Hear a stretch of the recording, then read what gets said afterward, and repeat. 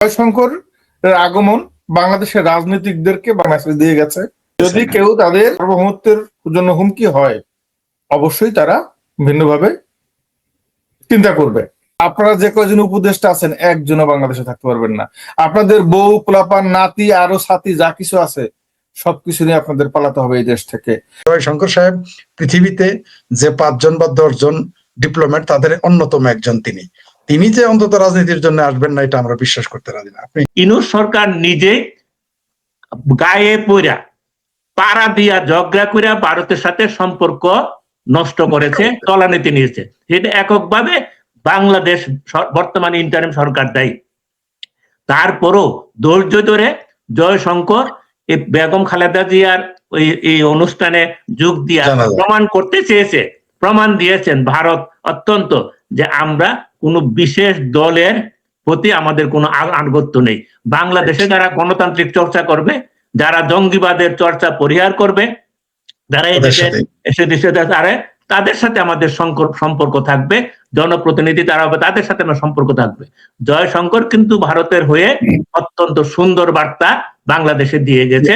যদিও আমাদের ইউনূস সরকারের কেউ কেউ পররভূত তারা সেটা না বুঝার মান করে নানা ধরনের বক্তব্য দিচ্ছে, কারণ তাদের তো উদ্দেশ্য হাসিল হতে চাচ্ছিলেন সেটা তো নষ্ট হয়ে যাচ্ছে, মানুষের কাছে পরিষ্কার হয়ে যাচ্ছে যে তারাই ইচ্ছা করে ভারতের সাথে ঝগড়াটা লাগায় রাখছে। ডক্টর ইউনূস লক্ষ্য করবেন যে লোক প্রথম 13 মাস বা 12 মাসে 13 বার বিদেশ সফর করেছেন, লাস্ট 2-3 মাসে ভদ্রলোক এখন খুব একটা বিদেশে যাচ্ছেন না। ব্যাপারটা কি? তার মানে কি এখন আর তাকে কেউ ওয়েলকাম করার জন্য নেই যে সে যে দেশটিতে তিনি সফর করবেন? এগুলি কি আমাদেরকে বিভিন্ন রকমের মেসেজ দিচ্ছে না? দিচ্ছে। ভারত কিন্তু গত 15-16 মাস ধরে বলে আসছে আমরা এই অন্তর্বর্তী সরকারের সাথে কোনো কাজ করব না, আমরা নির্বাচিত সরকারের সাথে কাজ করতে চাই। এই কথাটি পরিষ্কার ভাবে একাধিকবার ভারতের সাউথ ব্লক তাদের পররাষ্ট্র মন্ত্রণালয় থেকে বিবৃতি দেওয়া হয়েছে, একেবারে অফিসিয়াল আনুষ্ঠানিক। সুতরাং তারা ডক্টর ইউনূসের সাথে যে কাজ করবে না বা কাজ করতে চায় না সে কথাটাই তো এখানে আবারও রিফ্লেক্ট করলো। যদি কেউ তাদের এবং উল্লেখ করেছে কেউ যদি স্বাধীনতা তাদের সার্বভৌমত্বের জন্য হুমকি হয় অবশ্যই তারা ভিন্নভাবে চিন্তা করবে। সুতরাং জয়শঙ্কর আগমন বাংলাদেশের রাজনীতিকদেরকে, বাংলাদেশের ভোটের মাঠকে, বাংলাদেশের বিশ্লেষক সবাইকে একটা মেসেজ দিয়ে গেছে এবং আমার মনে হয় তার প্রভাব ইতিমধ্যে বাংলাদেশের রাজনীতিতে পড়েছে। গতকালকেই দেখলাম হবিগঞ্জের শায়েস্তাগঞ্জ থানায়, আমি জানি না 20 থেকে 25 বছরের কোন একটা বয়স হবে একটা ছেলে, সে পুলিশের ওসি এসআই তাদেরকে যেভাবে হুমকি দিয়ে থানার মধ্যে গিয়ে যে সে বলে মানে সে থানা পড়ায় দিচ্ছে, সে এসআই কে সন্তোষকে জ্বালিয়ে দিয়েছে, এইভাবে হুমকি দিয়ে আবার সে একজন গ্রেফতারকৃত ব্যক্তিকে থানা থেকে ছাড়িয়ে নিয়ে চলে গেছে। এটা কিন্তু কোনো বিচ্ছিন্ন ঘটনা না। আমি বলতে চাচ্ছি এইটা একটা মেসেজ। এবং ধরুন এটা গেল, একজনে আনলো, এখন যদি আমি প্রশ্ন করি যে এই ভিডিওটা করলো কে? ধরুন ভিডিওটা কেউ না কেউ করলো, একাধিক লোকে করতে পারে, সে ভিডিওটা সামাজিক যোগাযোগ মাধ্যমে প্রকাশ করলো কে? এগুলি কি প্রশ্ন না? তার মানে কি এই কাজটা করা হয়েছে পরিকল্পিত ভাবে এবং এই কাজটা পাবলিসাইজ করা হয়েছে পরিকল্পিত ভাবে। তার মানে they wanted to give you a message, আমরা কিন্তু এটা করেছিলাম এবং আমরা এখন এগুলি করার ক্ষমতা রাখি। This is the point. নির্বাচন খুব সামনে, সুতরাং তারা থানা, ওসি, ডিসি, এসপি সবাইকে বাধ্য করার চেষ্টা করবে যে আমরা যা বলি তা শুনতে হবে, নাইলে কিন্তু আমরা এটা করেছিলাম, এটা করব। এখন তারা দেখবেন যে 2024 সালের 5 আগস্টকে তারা 1971 সালের সাথে রিপ্লেস করার চেষ্টা করেছে, রিসেট বাটন, কিন্তু তারা আসলে 5 আগস্ট দিয়ে 15 আগস্টকে রিপ্লেস করেছে। তারা 24 দিয়ে 75কে রিপ্লেস করার চেষ্টা করেছে এবং বাংলাদেশের মানুষ একজন মোস্তাকের রিপ্লেসমেন্ট হিসেবে একজন ইউনূসকে দেখেছে।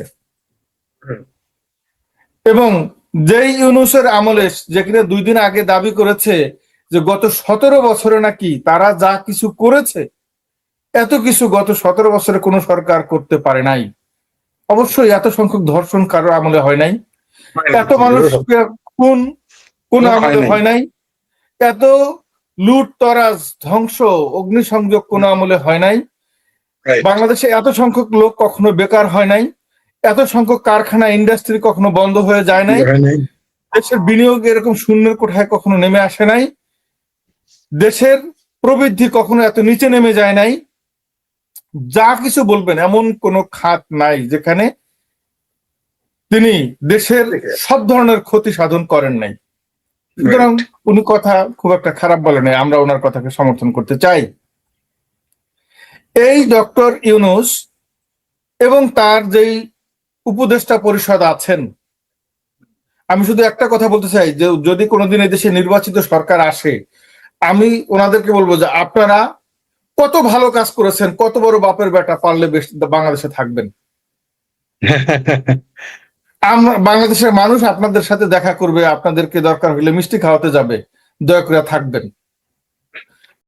বাংলাদেশ আওয়ামী লীগের সকলে পালিয়ে যায় নাই, একটা দলকে আপনারা নিষিদ্ধ করেছেন, কিছু নেতারা তাদের জীবনের কারণে তারা দেশের বাইরে চলে গিয়েছেন, কিন্তু এখনো কোটি কোটি আওয়ামী লীগের লোক বাংলাদেশে আছে।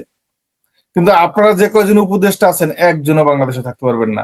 আপনাদের বউ পোলাপান নাতি আরো সাথী যা কিছু আছে সবকিছু নিয়ে আপনাদের পালাতে হবে এই দেশ থেকে। এই সরকার এবং এরা যেই সমঝোতার কথা বলতেছিলেন আউয়াল স্যার, আচ্ছা বলুন তো, যদি আপনারা সমঝোতাই করবেন, ঐক্যই করবেন, তাহলে নির্বাচনের দরকার কি? তাহলে হাজার হাজার কোটি টাকা খরচ করে ব্যালট পেপার ছাপানোর দরকার কি? আপনারা তাহলে আসন বা মন্ত্রী ভাগ করে নেন এবং সরকার গঠন করে ফেলেন, তাহলে এই ভোট ভোট নাটক করার তো কোনো প্রয়োজন নেই, আছে কি? তাহলে স্যার আপনি কি মনে করেন নির্বাচনটা যদি হয়ে যায়, যদি হয়, তাহলে কি আপনার কি মনে হয় স্যার যে বহির্বিশ্ব এই 50% অর্থাৎ আওয়ামী লীগ এবং জাতীয় পার্টি ছাড়া যে অংশটাকে বাদ দেওয়া হলো, এই নির্বাচন পৃথিবীতে গ্রহণযোগ্য হবে? এই বিষয়ে আপনার কি মন্তব্য চাইতেছেন? গ্রহণযোগ্য হওয়ার তো প্রশ্নই আসে না। এই নির্বাচন তো গ্রহণযোগ্যতা কিভাবে পাবে? আপনি বলেন যে শুধু 50%-এর বেশি প্রতিনিধিত্ব যারা করে তারা নির্বাচনের বাইরে। আবার এই যে একটু বললো আমার সহ আলোচক প্রফেসর সাখাওয়াত নায়ক, এই যে ইলেকশন ইঞ্জিনিয়ারিং শুরু করছে, কালকে ব্যাপারে দেখলাম যে ঢাকার 20টা আসনে প্রায় কত লক্ষ ভোটার এখানে সংযোজন করা হয়েছে এই কয়েক মাসে।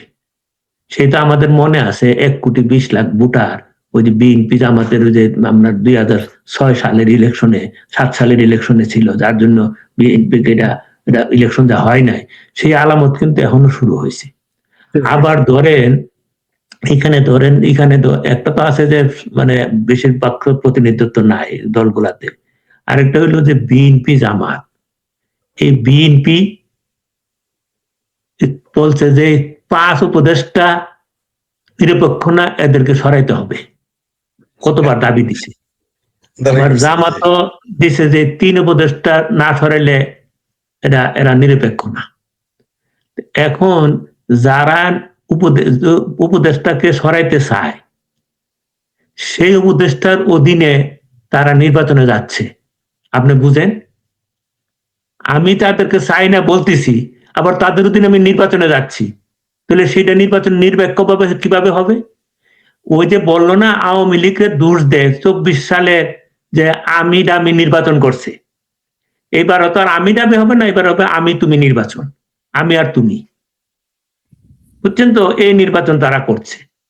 আমার পরিষ্কার কথা, আমি এই যে হাঙ্কি বাঙ্গিতে নাই, আমার পরিষ্কার কথা যে ইউনূসের অধীনে কোন নির্বাচন সুষ্ঠু হবে এটা জনগণ বিশ্বাস করে না। এখানে আমি তুমি নির্বাচনের পায়তারা চলছে, এগুলো অবিলম্বে বন্ধ করা দরকার। মোহাম্মদ ইউনূসকে বলবো, অনেক করেছেন, আপনি দয়া করে এবার গদিটা ছেড়া পদত্যাগ করে ওই তত্ত্বাবধায়ক সরকার আছে ক্ষমতাটা দিয়ে আপনি যান, তারপরে ওই তত্ত্বাবধায়ক সরকার আইসা যদি একটা ভালো নির্বাচন করতে পারে সমস্ত দলের অংশগ্রহণে, তাহলে দেশে স্থিতিশীলতা, শান্তি, গণতন্ত্র আসার কিছুটা সম্ভাবনা দেখা দিবে।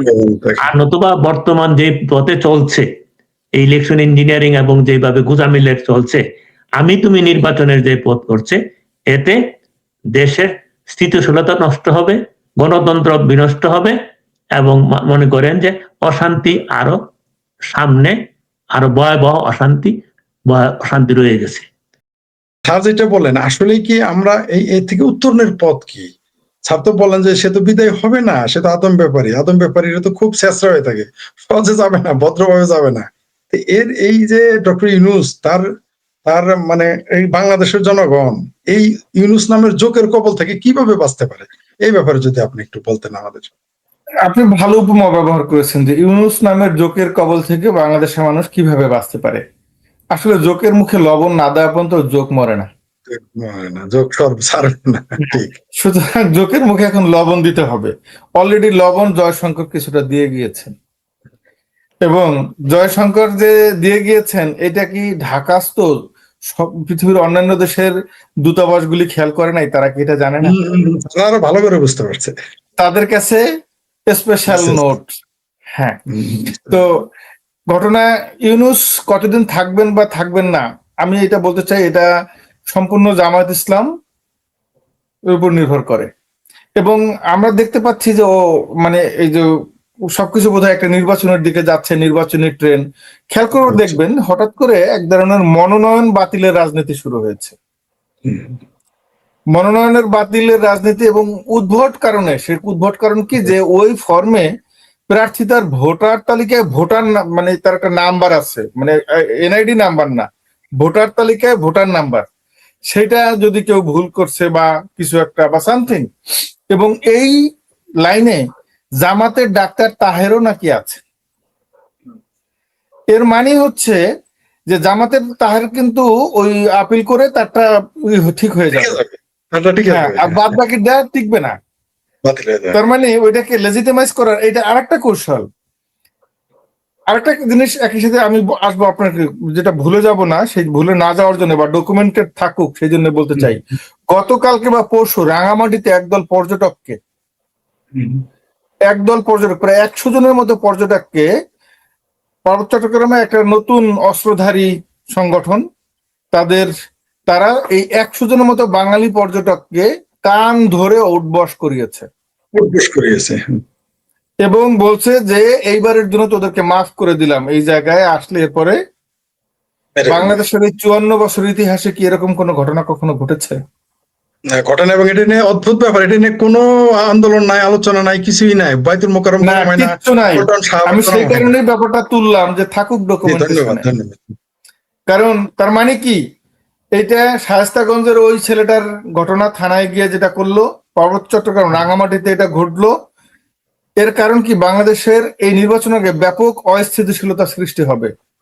একজন হাদি দিয়ে আমরা দেখেছি যে কি কি করা যায়, আরো বেশ কিছু হাদি নাম্বার 2, 3, 4 তৈরি হয়ে যেতে পারে।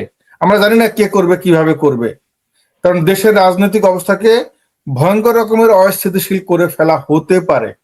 আমরা তো আর বলতে পারবো না যে হবেই।